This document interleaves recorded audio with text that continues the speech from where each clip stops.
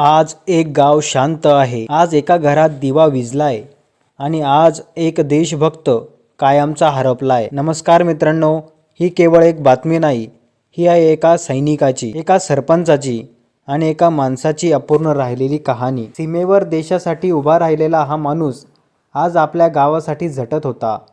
पण नियतीने अचानक वेगळाच निर्णय घेतला.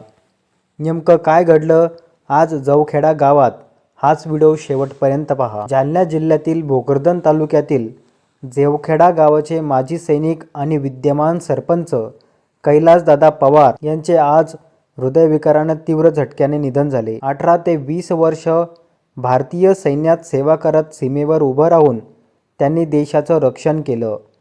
सेवानिवृत्तीनंतर ते आरामात बसू शकत होते, पण त्यांचं मन आपल्या गावासाठी अस्वस्थ होतं. देशासाठी केलं, आता गावासाठी करायचं, या एकाच विचाराने त्यांनी सरपंच पदाची निवडणूक लढवली. ग्रामस्थांच्या विश्वासावर ते सरपंच झाले आणि गावाच्या विकासासाठी दिवसरात्र कष्ट सुरू केले.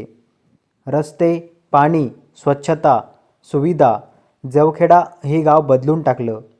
पण मित्रांनो, हा प्रवास फार लांब जायच्या आधीच थांबला.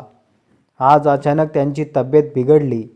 छातीत दुखणं, घाम येणं आणि काही क्षणात एक भयानक बातमी, हृदयविकाराचा झटका.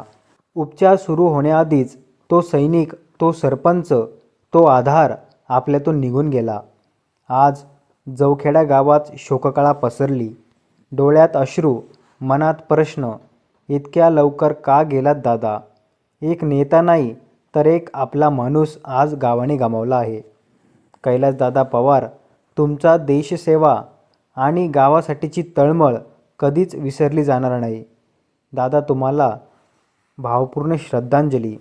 मित्रांनो, आजचा हा प्रसंग आपल्यासाठी एक इशारा आहे. हृदयविकार कधी वय बघत नाही, कधी पद बघत नाही.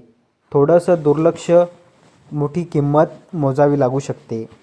छातीत दुखणं, श्वास घेण्यास त्रास होणं, अचानक घाम येणं ही लक्षणे दुर्लक्ष करू नका. वेळेवर तपासणी आणि ताणतणाव कमी करणं खूप गरजेचं आहे. जर मित्रांनो तुम्हाला वाटलं असेल की कैलासदादा पवार खरे देशभक्त होते, तर एक लाईक करा, एक कमेंट करा आणि हा व्हिडिओ जास्तीत जास्त शेअर करा. चॅनलला सबस्क्राईब करायला विसरू नका. धन्यवाद.